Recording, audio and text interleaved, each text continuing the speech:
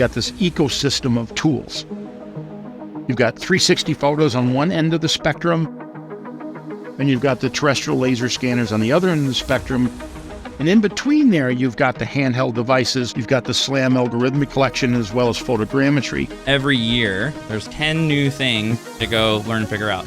It's becoming better. The technology is becoming easier to use, less cables and connected to high-power computers. You start to question, if it's this easy to use and it's this easy to make, how much better can it get? And I think there's only one software out there that I know of is currently attaching metadata to meshes. Using the same taxonomy as self-driving cars. Laser scanning to BIM, point clouds, that feels like level 5. A lot of AR technology is going into our phone. AR, VR, robotics, I feel like are just now touching the surface. Because there's just so many plugins, so many add-ons, so many different things you can do. There's so many different tools and applications. Matterport, like a BLKs and point cloud technologies. We got a couple of drone boats, subsurface utility. Cyclone 360, Cyclone Classic. Microsoft Dynamics and Forge, Midjourney. HoloLens and the Matterport. We utilize GPR, the whole aerial drone side of things. Construction site, open space. Leica, we use Faro. We have LiDAR payload. The RTC 360. Whether it's Procore, Autodesk, or some other drawing repository. We use Navisworks, Revit. You know, some of that Revit modeling. And I really love CAD. It's so versatile. It made for really rapid data collection. We can put LiDAR and we can put infrared. We can put these sensors anywhere we want them now. They're all a blending of technology. Each having its own level of accuracy, each potentially having its own unique need. This is another tool in the toolbox. And how do we leverage that tool in the best way possible? Our job is not to say that it's not good enough. Our job is to evaluate it and say, where does it fit? RCN 2023, please welcome your Evaluating Technologies, the Reality Capture Toolbox panel.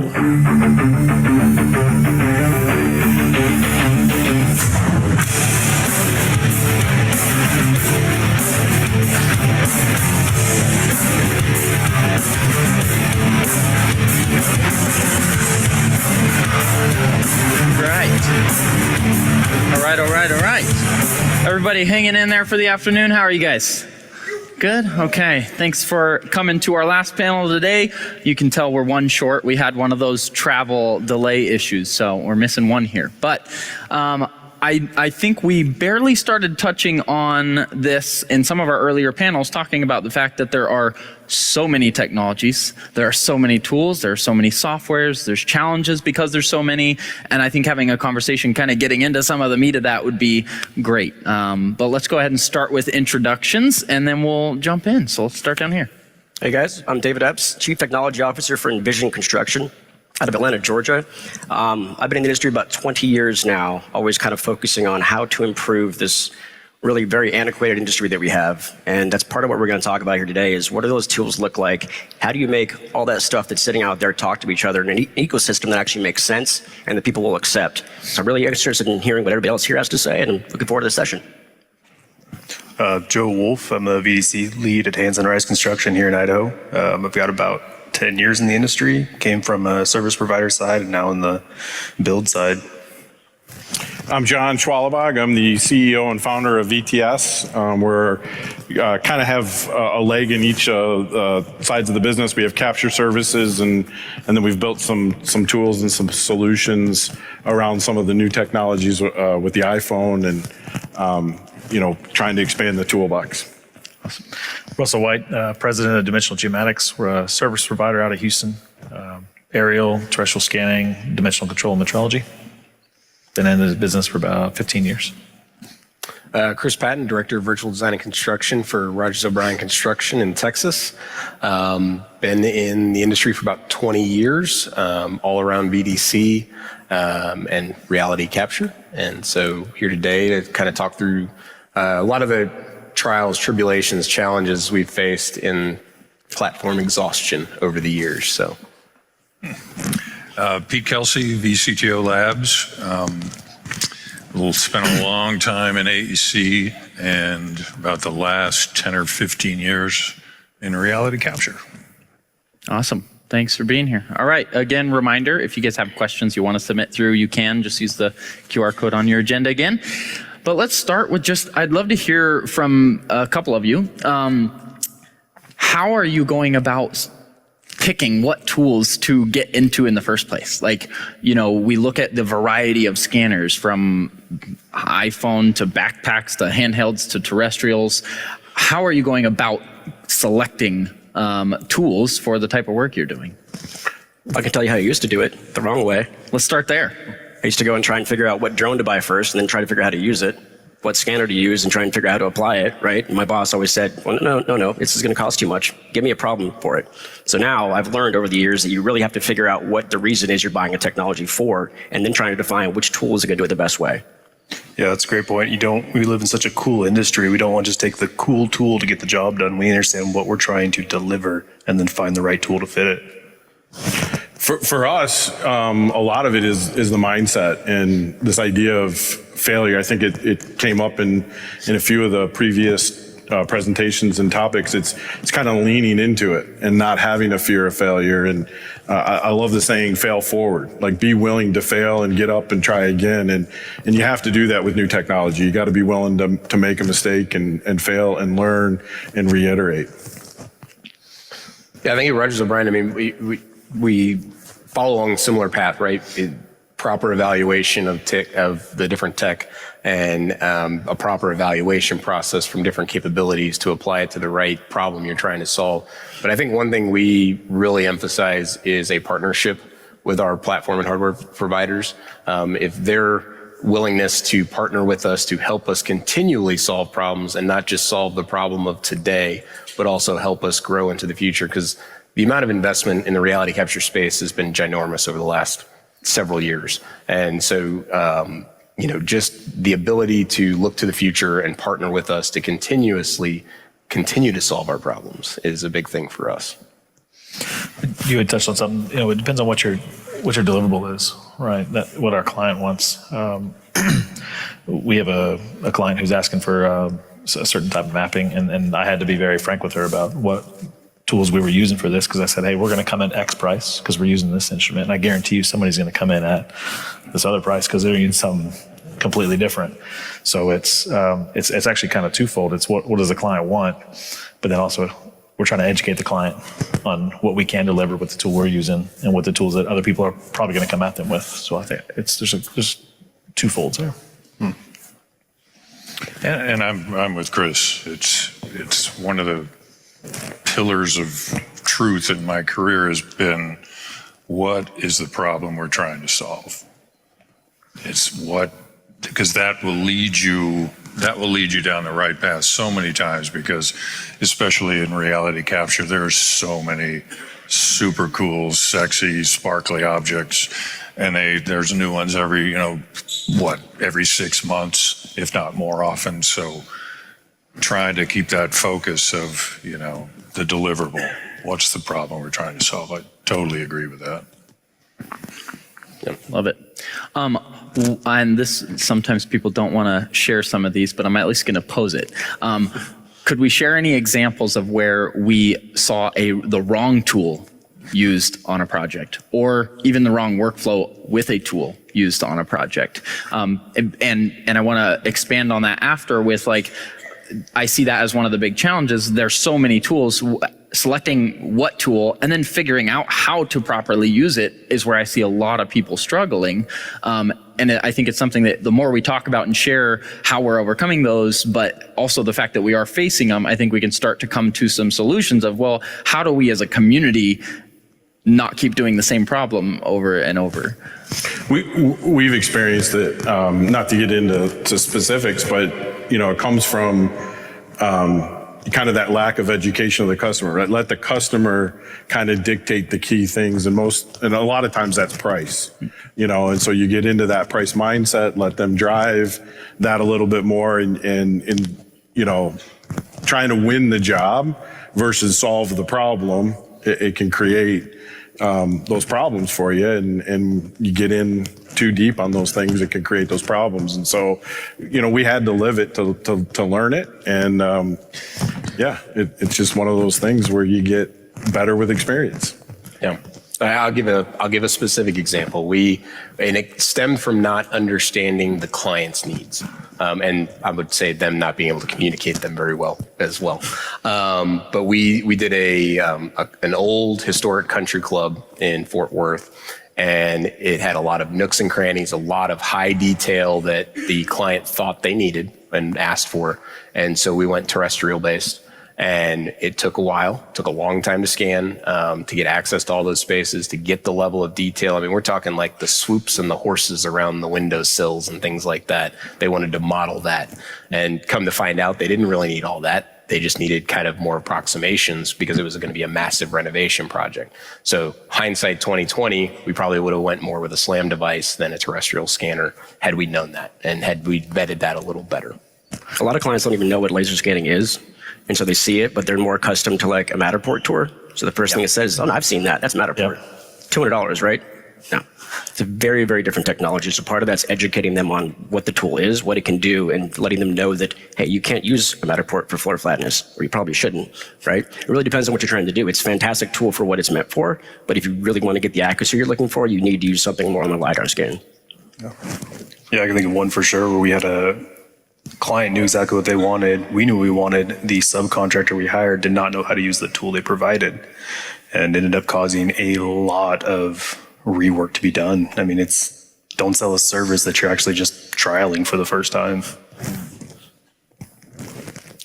Love it. I can remember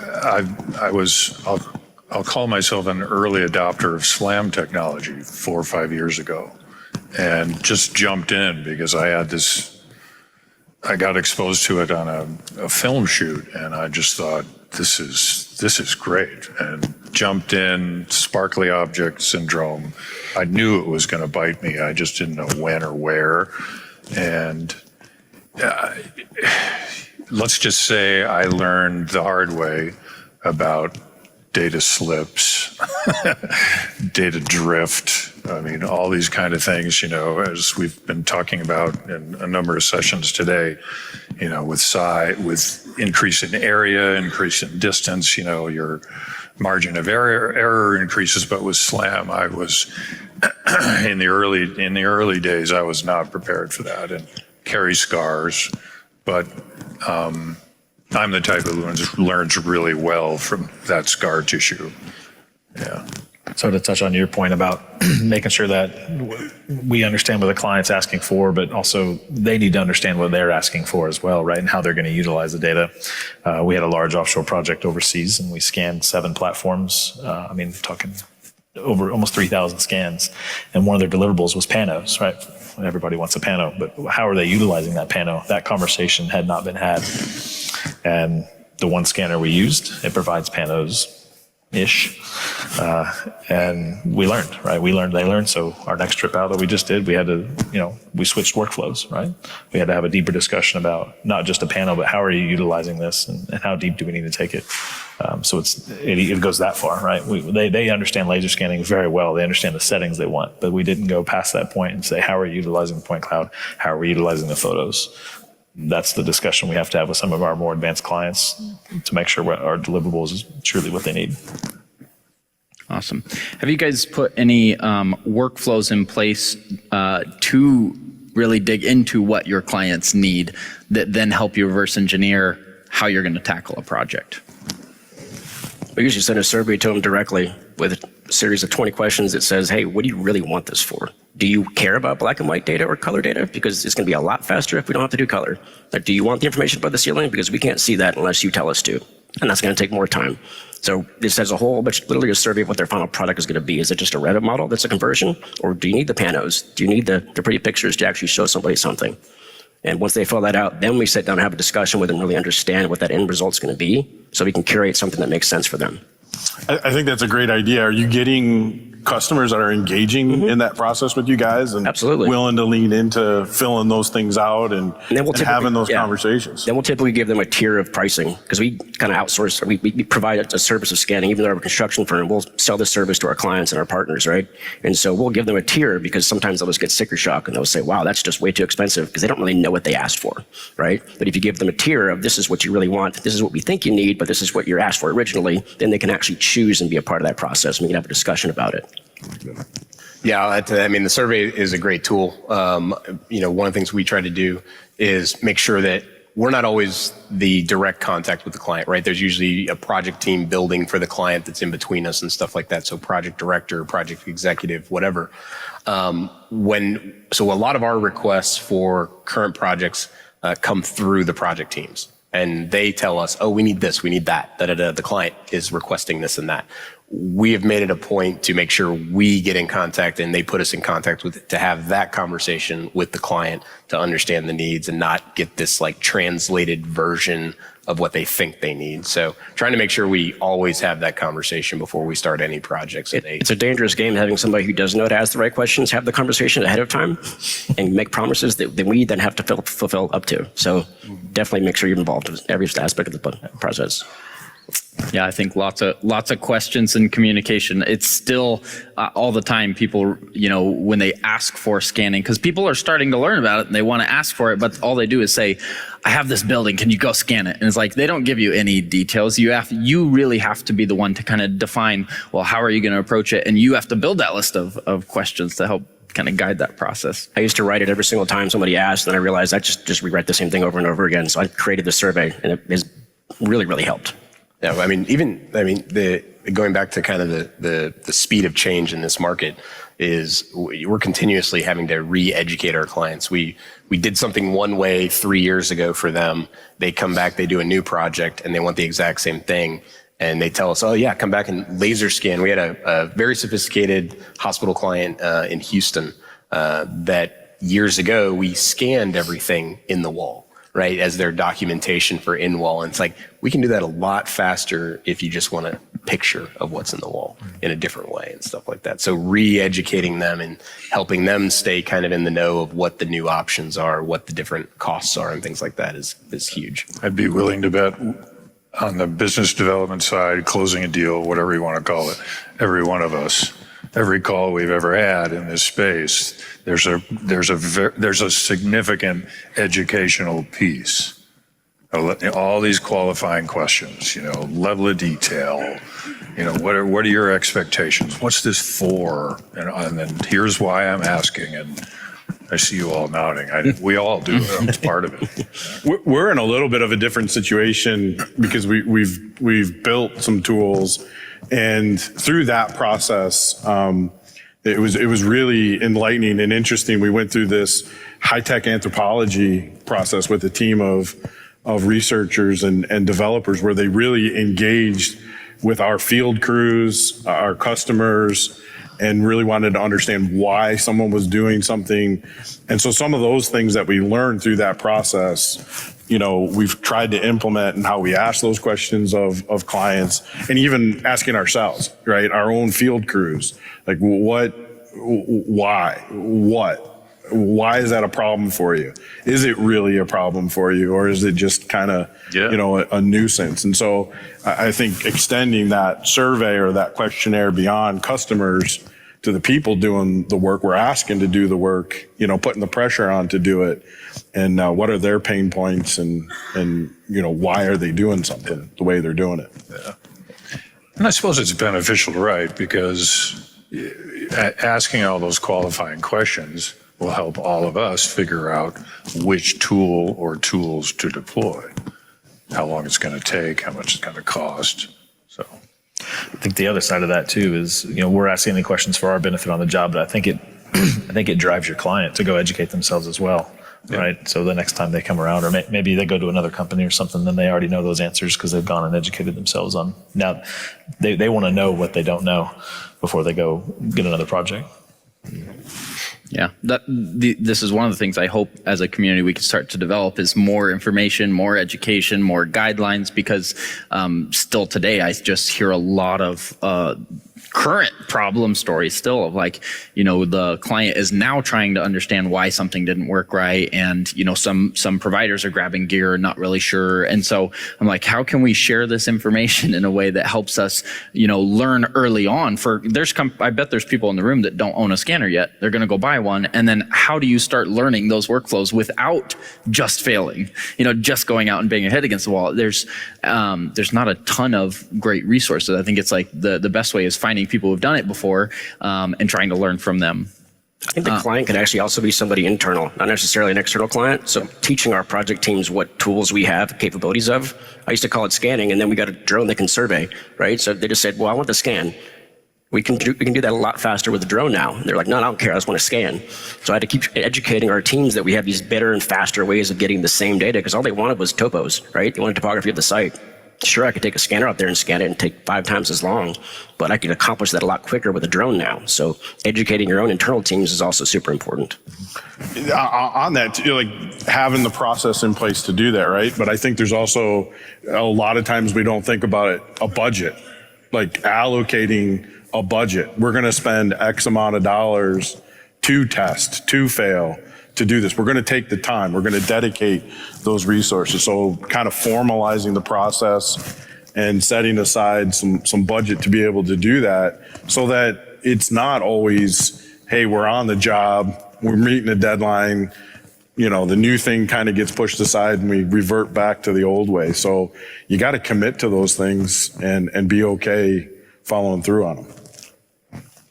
How do you guys feel about the role of subsurface, like GPR, ultrasonic, looking in underground and inside of concrete? I don't think, obviously there's a lot of tools for that, but a lot of reality capture conversation doesn't touch that. Do we feel like that's something that should start getting pulled more into the reality capture conversation, integrating those tools? We use it a lot in our projects, and it's not a gospel. It is a general location. It is a pothole guideline, but it's something that does fall into our world, because we are going to capture that data and somehow convert it into something that the teams can utilize. That's 100% the realm of reality capture. Yeah, I agree. Totally agree.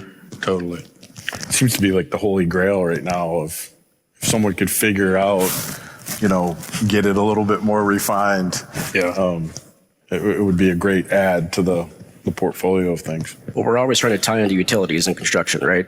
We're building a job here. We're always, and more importantly, not hit them, right? On purpose, tie it on purpose. On purpose. Yeah. But it's always a challenge, because we're always getting these as-built drawings from the city of what was there, what they think is there. Never right?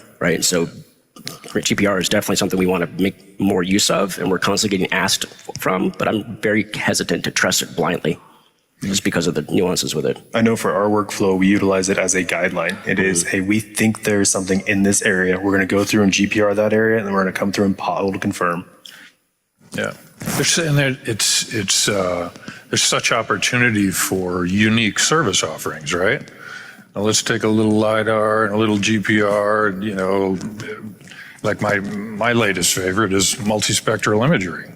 You know, which is designed for agriculture, but can show you where people have been digging, which if you just went, really, it's really interesting. So for us, you know, we're always thinking about a way to differentiate ourselves from other service providers, to be curious about all these different new sensor types. I think is critical, because there's gold in them Nar Hills if you can be the first to market with, look what we did with hyperspectral and magnetometry, or what, you know, pick your sensor. There's lots of opportunity there. Awesome.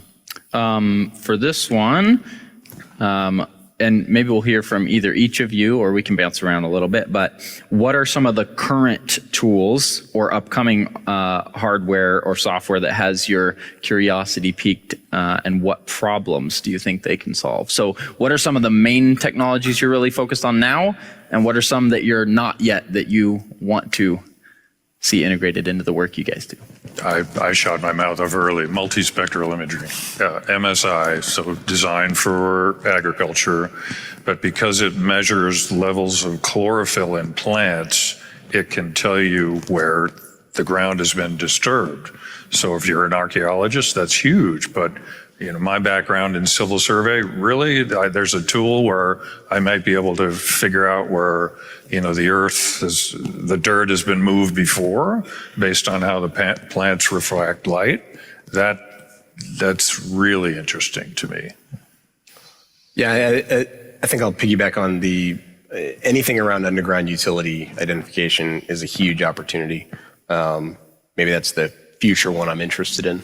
I'd say today, any of the platforms that are really looking at aggregating the different type of scan and reality captured data and utilizing it for something, being able to take drone data, being able to take scan data, 360 data, and leverage that in a way that can add value to your project instead of having a different tool for each. Mm-hmm.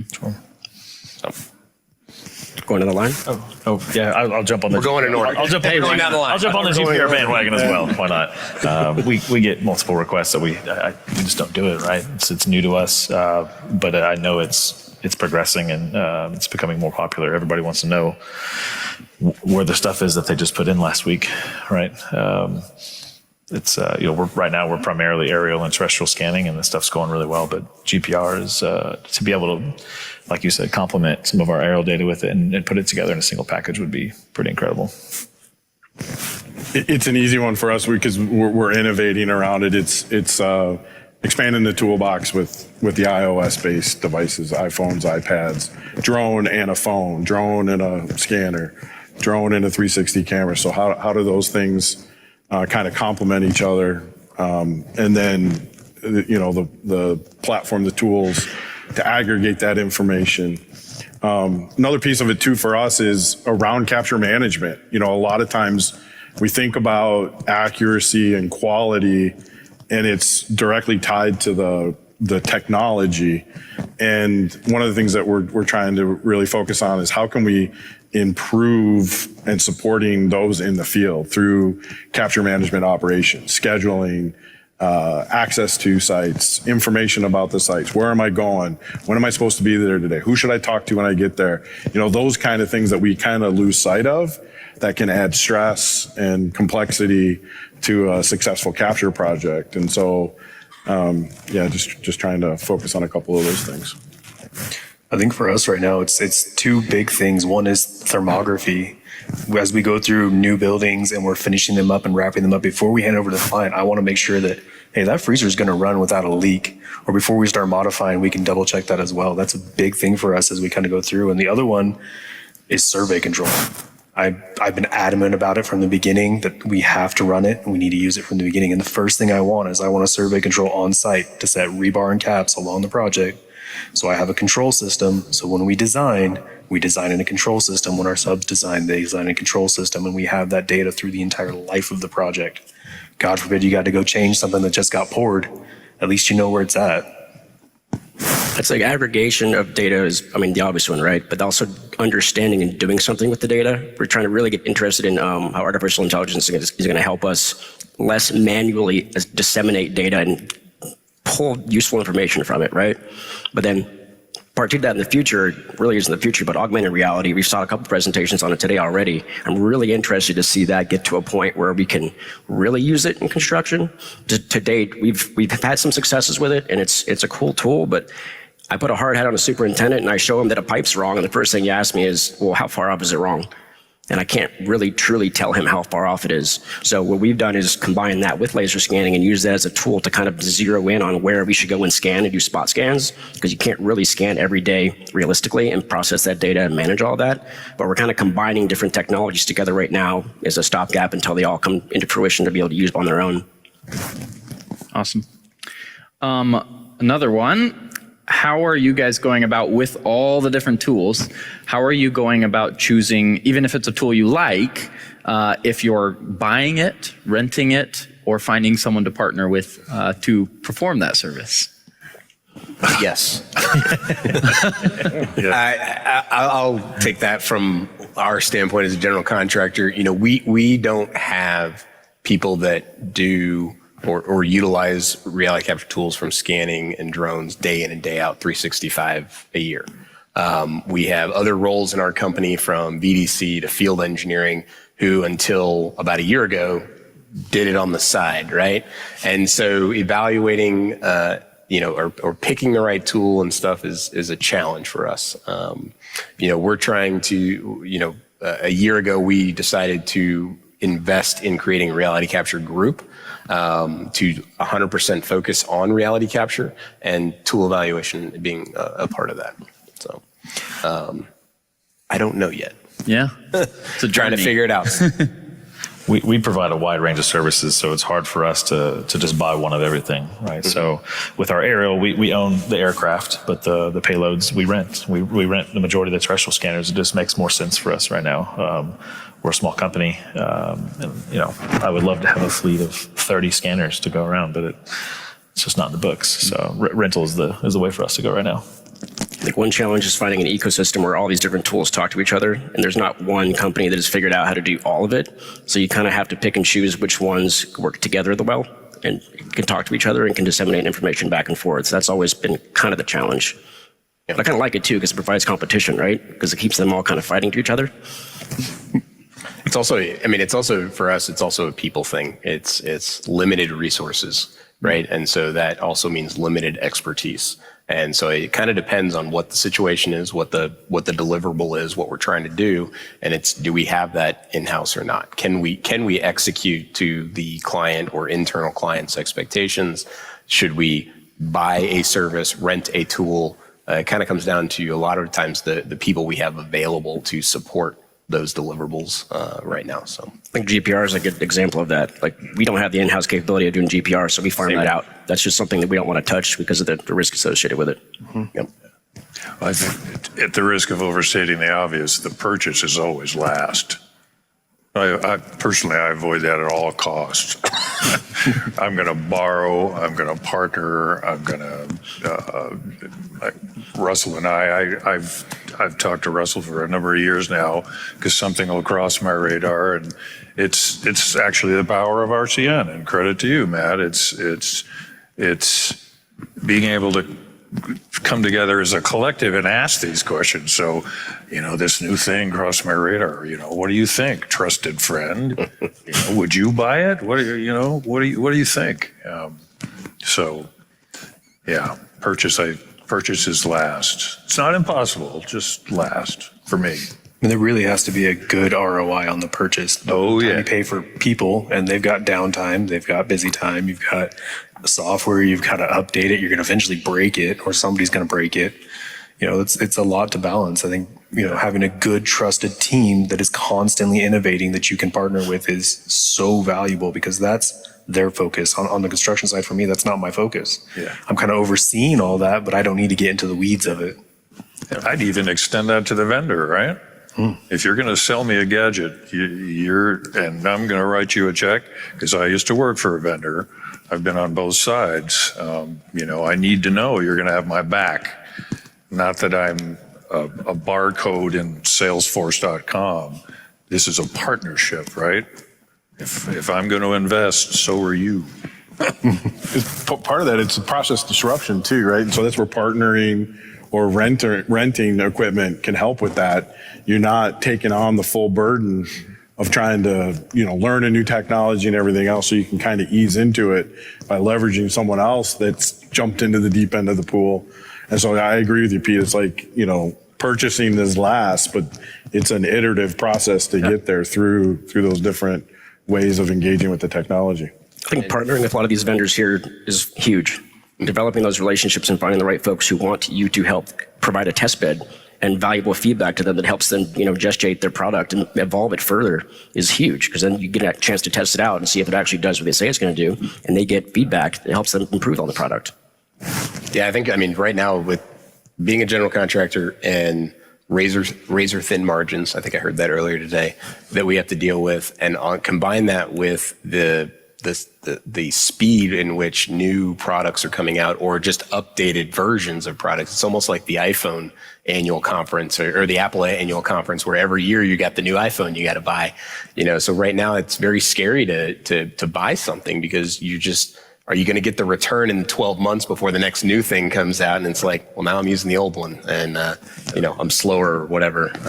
So renting is very attractive right now just because of the speed of products that are coming into the market. It's just hard to keep up with, at least from people, again, that don't use it day in and day out, on our projects. I think you. Oh, you're off. My mic off? Uh-oh. Might be dead. Hello? I can yell. We can take over. Okay, you guys got this. It kind of answers the question, how do you keep up with innovation and new technology when ROI is unknown? So evaluating what is the ROI going to be? Sometimes it's hard to calculate that for sure. I'm never going to throw a number at ROI. It's like the holy grail, right? To figure that out. But, I think the big thing right now is we struggle so much with staff and having employees and having resources in our companies that the ROI for us today is if the platform or the tool really can take the place of a person and help us with mitigating what it might take 2 or 3 people X amount of time to do, that's worth it to us today. Because just finding good people, skilled labor, whatever you want to call it, is very difficult today. And so I think that's where we kind of look at it, is the investment is worth it if I really can't have people to do it a different way.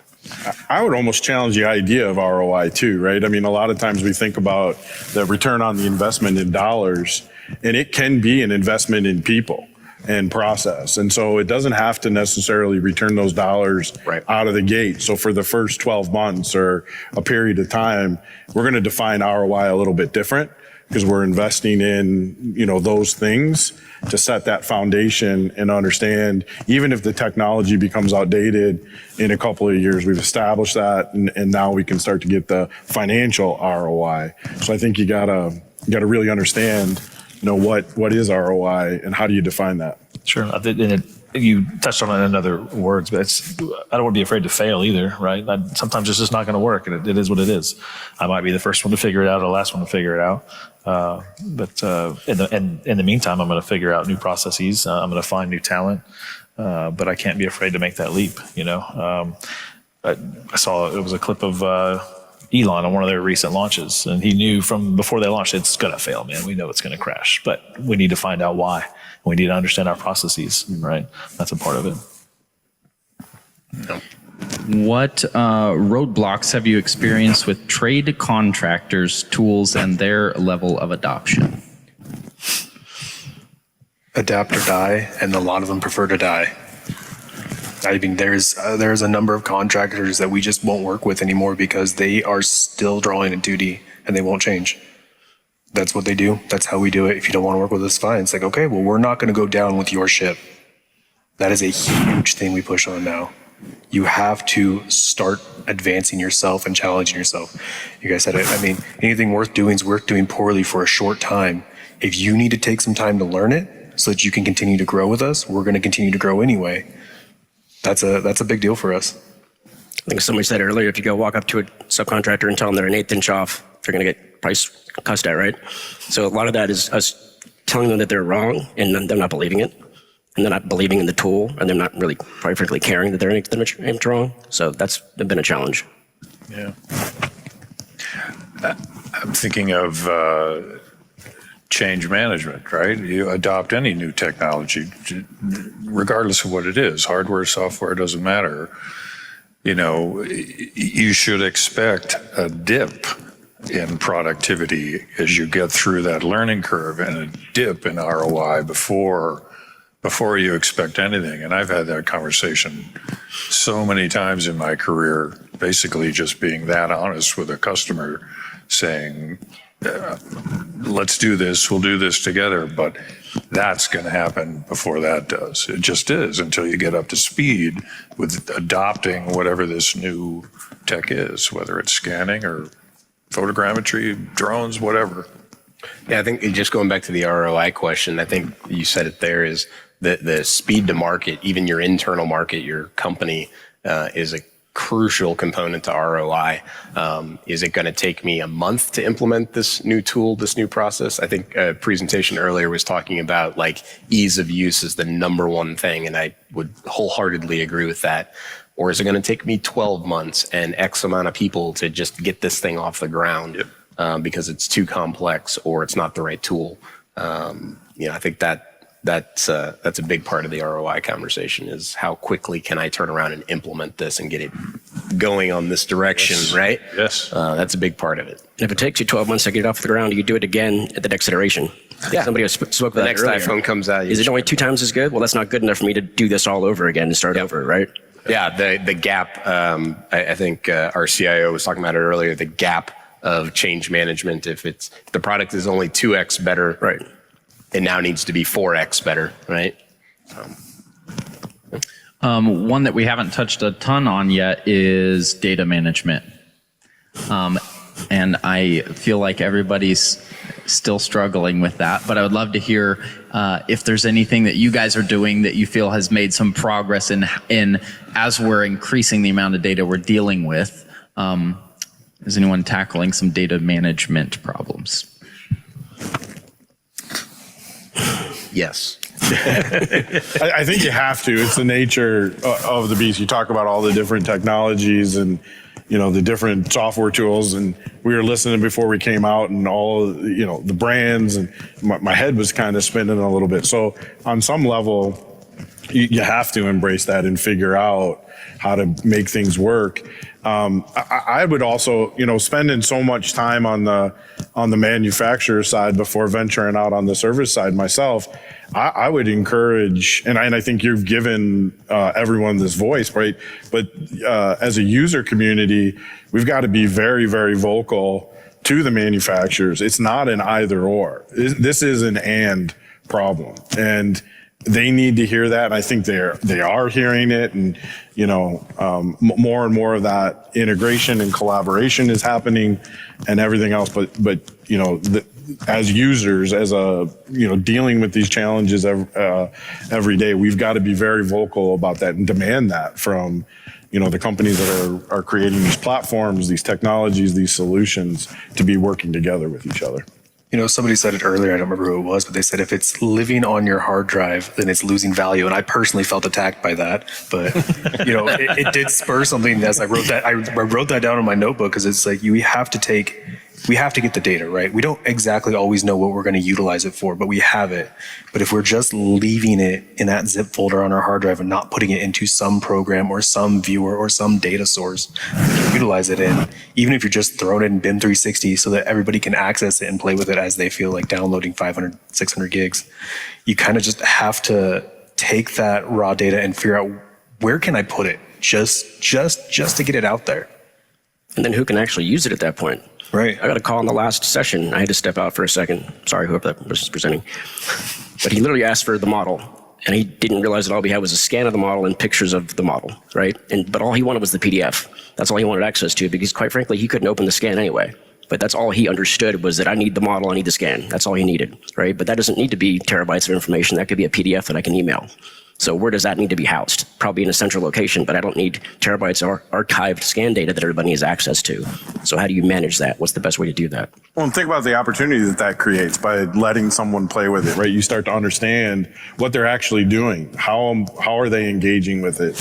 And then how does that create opportunity to new service, something new to engage with those customers. So you can learn a lot by just kind of putting it out there and seeing what someone's willing to do or how they're going to interact with it. Yeah, I'm big on take it and break it. I mean, maybe you'll find some way new to utilize the data we have, and it's happened. I've seen it. I've got the guys that's the first time they've ever picked up, anything on a tablet, and then he's like, well, I did this. I'm like, I don't know how you did that, but I really like that. I want to use that in the future. Yeah, I just add to it, like it comes down to, I think for us, a focus is where the data goes, who it gets delivered to. Right? There's a lot of very sophisticated, what I would call expert level tools out there that can process and analyze the data, but to actually turn around and deliver it, I'm going to say to the field, to that superintendent where the value is really going to come from it, to use the data. That's where we hope to see a growth in in product is, I'm not FedExing a hard drive to somebody overnight to, try to open it on something, right? More cloud-based, easier to use. It does less analyzing, more visualization of the data that you've already processed or analyzed in what I would call an expert level platform. So being able to deliver that data to the project teams, for them to be able to leverage it for value on their jobs is crucial, because that's kind of the crux in our system right now is it gets stuck in these very highly technical analytical platforms, and we can't deliver it to the masses in operations. Well, then you got to learn to speak two languages too, because we do have the highly technical guys that understand this, and then we have the construction crews that don't.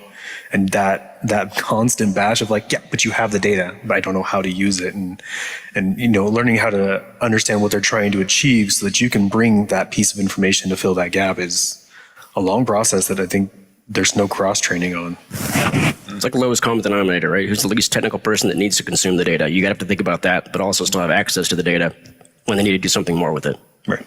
And the turnaround, the processing or the turnaround time is a big crux for us in terms of getting it back to the project team when they need it. Otherwise, if it takes too long, it's like we've missed our opportunity. So kind of the processing speed is huge for us. I feel like I know the answer. Well, I do know the answer, but I want to ask the question that was asked. Is there a career path in reality capture, or is this profession have no hierarchy yet, and the growth happens through testing and new technology? I feel like the growth happens through hunger. I mean, you have to really want to take your company and pull them through whatever it's going to be. Is there a traditional mentorship and apprenticeship program? Not that I know of, but if you're willing to kind of find your way through it, figure it out, bash your head on the wall a little bit and kind of guide through it, you'll make the jumps and the leaps, and you'll end up unfortunately getting the reins to the crazy shit that you don't want to be driving. But that's kind of how it goes right now. Yeah. And it's kind of fun and it's kind of terrifying. I want to make sure I heard that right. Are there opportunities in reality capture? Is there a career path? A career path. It's epic. Epic. And I'll tell you why, because this was true a decade ago and it's still true now. Capture is basically at the bottom of this inverted pyramid, right? One of the questions service providers ask is, so tell me about to a client, tell me about your digital assets. And 7 out of 10 times the client will say, digital what? That's the opportunity.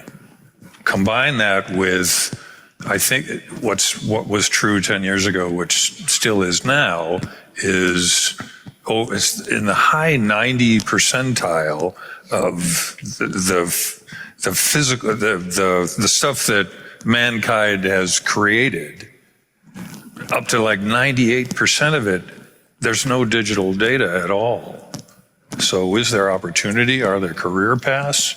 And it's only going to get bigger, right? And it doesn't matter how old the structure is. What's the other one I remember? Well, I'll stop there. It's epic. Yep. There's so much opportunity in the capture space because nothing has been captured. We would be here if it wasn't, right? And like you said, it's passion and desire that gets you going. And I think one day there might be an educational path, right? Like we've seen with surveying's existed for a while, and with aerial we've got ASPRS qualifications, right? And maybe one day we'll have some terrestrial qualifications, but that's the only reason I'm here is because I've figure shit out, man. Like you just gotta beat your head against the wall, and you're up late at night figuring it out, and you love what you do. There's definitely a career path. That's the only reason I'm here, man. Well, and from a technology point of view, LiDAR on an iPhone, that's as they say in poker, that is a serious tell. That is moving to putting it in the hands of everyone. Why? Because the demand is so high. I think I'll add to it just from a general contractor's perspective and a reality capture career path. That's our bet. We are at Rogers O'Brien trying to create a reality capture group, but it's not coming from nowhere. We really believe a lot of this comes down to coordinate systems, robotics, field engineering, reality capture, like scanning drones, 360, all of that. I think we're in a transition period right now. All of that will look very different, including BIM models in the future of how we build. And there's so much overlap that maybe reality capture is the umbrella of all of that. It's the new field engineering, because what's a field engineer doing? He's capturing reality, and so we really believe there's just so much overlap. There's so much that robotics is going to rely on coordinates. It's going to rely on information from the schedule, the BIM model, all of those things. And so if you don't think that there's a career path in that, in the next 3 to 5 years, that's a mistake. It's just going to look different than it does today. Does it have to be the end result? Right. I mean, you have a lot of superintendents that can survey and started in surveying. You have project managers that would just benefit from understanding the tools and the capabilities of reality capture. I think that this could evolve into the whole industry. The more everybody knows about it, the more they understand the tools and what we can do with them. Yeah, how easy is it to find experienced reality capture professionals to hire, especially management level? I'm looking at you because I've seen a few posts. You see my postings? Do you have a kid that plays Pokemon Go? They have experience with map. I mean, that's the whole premise behind that game, is mapping the real world. I mean, it's a gamified environment, but if they want to understand the real world environment to create interactive opportunities, they play some Pokemon out there, and these kids go out and capture these Pokemon, and in a sense they're mapping the world. So our kids, this next generation, is going to grow up on this foundation of these things, and this is just going to get bigger. I agree. Like, the opportunity is massive. We're not even going to imagine what it's going to look like in 25 years with some of this stuff. So Pokemon Go experts, your next BIM manager. So I'll add in about finding people, right, or in the reality capture space. No, I've never played Pokemon Go, but I got ran over by a guy in San Francisco on the sidewalk playing it. He had his head in his phone. So, There you go. No, it's difficult. It's been a learning curve over the last 12 months of where to look, what we're looking for. There isn't just reality capture managers all over the place just looking for jobs. So I think you got to know where to look. And I think the thing we've learned is you got to find people that probably are a field engineer today or a laser scan person today, but you got to look for the want to do more. They want to broaden. They understand the broader spectrum of the market that they're in, and they want to get out of just doing that. And I think that's where we've kind of turned our focus, because you're right. It's a very broad spectrum that it could be, and there's probably not one person that does them all. And part of why I bring that up is because, people asking if there's a career path or an opportunity. It's like the more that this is being adopted by firms, the more they're wanting to hire people who already know how to do it. And that is a limited pool of people to pull from. And so the people that get started now, even as a technician level, like you're saying, you're creating the career opportunity by saying, there's not a lot of options that already have it. We probably need to start with a field engineer, someone who's driven, so the career path can be created by someone who's just excited to get in and learn the technology and be a part of that growth, because there's not a pool of reality capture directors to go pull from right now. It is, you're either stealing from somewhere else and now they're looking for another one. So as our growth curve over the coming years just continues to increase, there's going to be a need for all of it, from the robotic side to the AI integration to the scan to BIM to all of those pieces. Really are on the job learning right now, and all of them have limited resources. And it's a little bit of a leap of faith, right? Come figure it out with us, what that's going to look like. Come help us build a department of what this is going to look like in 3 to 5 years. That's kind of the mentality that we're looking for people in that space. I think a surveying background helps a lot too. I mean, you heard the whole last panel. It's the essence. A true appreciation of reality capture, you have to know how to survey to do it correctly, right? And having that foundation really helps. That's where we started looking. And I think, I hope it's could be a solution for the shortage of land surveyors, because it's reality capture is the perfect gateway drug if you want to be a land surveyor, because hey, it's measurement technology. It's what it is. And if you want to get better at it and better and better and better, that opportunity exists. So if reality capture opens that door, that could be, I hope, a great solution. I mean, it's kind of the next evolution of surveying. We went from pulling chains to shooting LiDAR to, going and scanning. It's kind of the next phase. And as we have the older generation phasing out and taking that knowledge and bringing it into the new tech, and how do we utilize that and utilize it intelligently and safely? That's kind of how it's shifting over time. That's my career path. I started surveying, and then I got rolled into a laser scanning company and got into aerial. I mean, we just see it progress. I was just telling this story somewhere an hour ago. My career path, it was in the Army. I was a forward observer in the artillery, and I had NCOs yelling at me saying, you better get your trigonometry right, because the most common error for a forward observer is getting your math wrong and calling fire in on yourself, and you're dead. So boy, did I pay attention to that training. All right, I think we're running down on our questions here. So I'd love to just open it up now to the panel on if there's anything that we haven't hit on your mind that you would like to share as we start getting toward the end of this panel. Or a question posed. I'll go back to vendors and products. We want to work with, I talked about wanting to work with partners. And the question I always want to hear is, I don't want you to sell me your capabilities.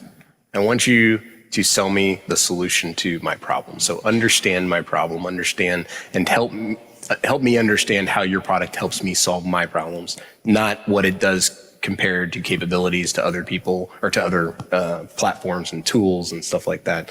I think that's the selection of tools. It was a big part of this panel, and that's a primary thing for us is, understand our problems, our challenges, and help me solve that. You guys got to be a little wary of the salesman too, because I know we've all suffered from a client that's been taught by a salesman that it can do it this fast and this accurate, and it's going to cost nothing. And that's something we struggle with all the time. It's almost like too much education from the wrong person is a huge roadblock. Yeah. Yep. I think I'll pick it back on that. A lot of this is selling it back to our own teams. So that same calibration and understanding of the technical term side of it, but also being able to translate that into a way that our teams can understand is huge. Being able to be a translator between those two worlds. When they say, I want some BIM on the job, but they have no idea what they're talking about, you have to be able to tell them, no, you actually want me to go scan it and provide you a floor flatness study, because that's not really modeling it, right? So we have to get our own guys out of their own way and help them understand what they actually need, and not just throw a bunch of technology at them because they think they want technology. It's not going to solve all their problems. We have to give them the right tool and provide it to them the right way. Yep. Implementation support is key.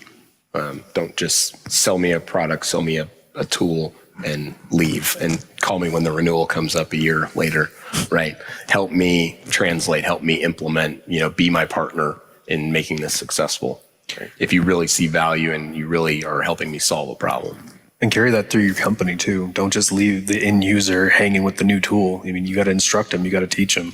Yep. I see that all the time in ours, where like the GC teams out there, and they have no idea how to utilize the tools that we bought them, because somebody's like, yeah, that's great, you can have that, and then walked away. I think it's 360 though. We have to get the feedback to the vendors and the software providers and tell them how the tools work and don't work, because otherwise it's never going to evolve. I try to do a good job of sometimes pissing people off by telling them what doesn't work, but also helping them understand how to make it better for me as an end user, because that's ultimately going to help them sell more product to more people.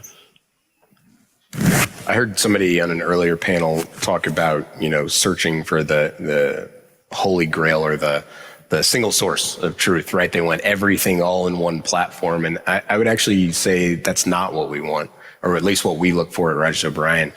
We want our vendors, we want our products to specialize in something and do it very well, and then integrate with everybody else that does other things very, very well. Now, I don't know how that goes with a business plan and, companies, making more and more money on top of that. So I won't get into that realm, but I think that's something we look for. Is I'm not a huge fan of working with companies or products that try to do everything. I'll steal another line of like 5 good ideas is the enemy of 1 great idea, right? We want products that really understand the problems and the solutions they're trying to solve and do that one thing, or can stack solutions smartly on top, don't just try to do everything for everybody. That's a big kind of no-no for us. One more thing that I just want to get some input on is, for those of you that are building, I'm just curious, have you started to see requirements for some of these technologies and things that you guys are doing from even who you're working for or building for?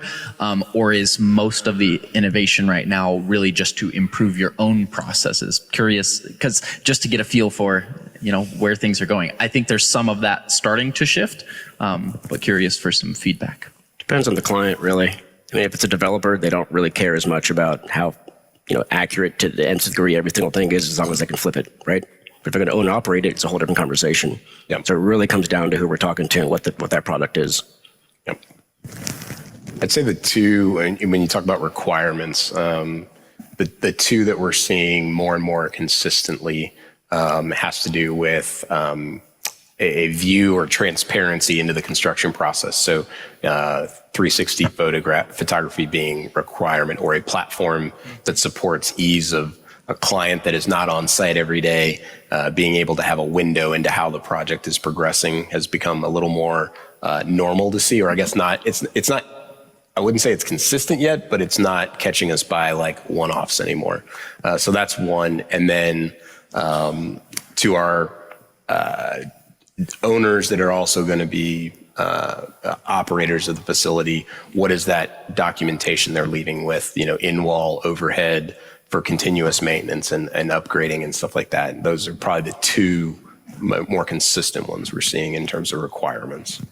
I think it's a huge opportunity on that owner-operator side, and it depends on, kind of the industry. I just was at a school superintendent conference, right? And so these superintendents and maintenance directors are, responsible for these projects, these construction projects. I mean, you see it, the amount of money being poured into schools and renovations and new schools, and this idea of asking for a digital twin or a digital data set for operations purposes, critical incident mapping purposes, all of these different things.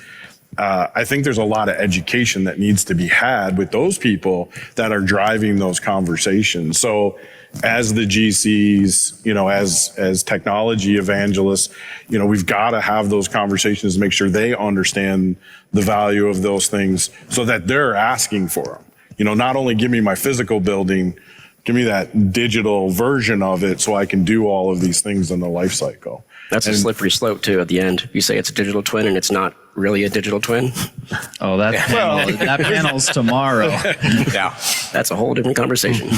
But there's a scale of it, right? And depending on what they want to use it for maintenance and operations, just the visualization alone could have a lot of benefit for some of those things. And these things are things that you guys are already leveraging the tools, right? The GCs that are on the panel here, and being able to offer those up as an extension and just the value it brings, to those owner operators, I think is a massive opportunity that we could improve on in creating that awareness. Yeah, and that's why I ask it, is just to kind of get a feel for everybody's perspective of what they're seeing, because I've started seeing more of that where, again, 10, 15 years ago, it's like nobody was asking for scanning. Like that was very, very small percentage of projects. It was usually a company saying, we can do this, it helps us do it faster. But I've started seeing more and more, hospital renovations and airport renovations. And there are certain types of projects where even now the end owners are starting to say, if we're doing a construction job, we're demanding that it gets scanned, it gets modeled, and so we're starting to move from this is just like a way for us to do it better to the industry sees the value of it. And as they increase the demand, now we have to start playing catch up. Even if we want to work on a project, if they're demanding it, we have to start being prepared for it. So I think that we're at that curve that the industry is starting to actually make those requests as well, at least on the big projects. And I think over time, the tools are becoming faster. There's more variety. There's smaller. There's different uses. I think we're going to see that on smaller jobs. And really, I think long term, it's going to be almost all of them. Yeah, you asked the question about requirements. So I was thinking construction side of things, right? On the design phase of things, it's becoming very common for owners, especially owners that didn't maybe they acquired the property and they weren't the original owners. Even if the building was only 10 years old, you're seeing more and more architects and owners in the design phase. It's really quick. Yep, hire somebody to go scan, give me the model data, because I think they're seeing the value from the design standpoint of not having to redo design work because things aren't as those as-built documented that they were, right? Our own personal story is we had a client reach out to us and say, hey, can you guys do this? And they were asking us to scan and turn it into a Revit model for them to design against. And we'd never done that in-house before during the design phase. We'd always, it happened very rarely, and then we'd always subcontract it out, right? And so we decided to say, yeah, we can do that. Well, we did one. And then they called us a month into it and said, hey, we got this other one. And then they called like 2 months later and said, like, we got this other one. So it's definitely a demand out there that's becoming more and more common between architects and owners to just kind of check a box and say, yep, let's scan it. It's an existing project. And it's going to make our design phase go a lot smoother so that when we get into construction, we find the columns 3 feet off from where it was supposed to be. Now let's go redesign. We have less and less of those. So they're getting more educated in that realm. Maybe it's from the architects, and they're getting more talking about delivering of the data. It's getting a little easier to deliver data back, and they can use them in the various tools that they design in, and all those things combined. So it was very interesting to see that kind of snowball this year, just over a couple of months. And so that I would say it was a tell that there's a demand there. So yeah, it's become a requirement for us. If we're going to touch an existing building in any way, we are going to scan it, because God forbid you find out that wall was actually 6 feet longer and you've got steel on site and now you got to get the beam stretcher out to get it to work. Architects appreciate it too, because you're fast forwarding a lot of their due diligence that they're going to have to do anyway. So if you're going to go and scan it, provide them a Revit model, they're usually really happy about that. Awesome. Thank you guys very much. All right, give it a hand.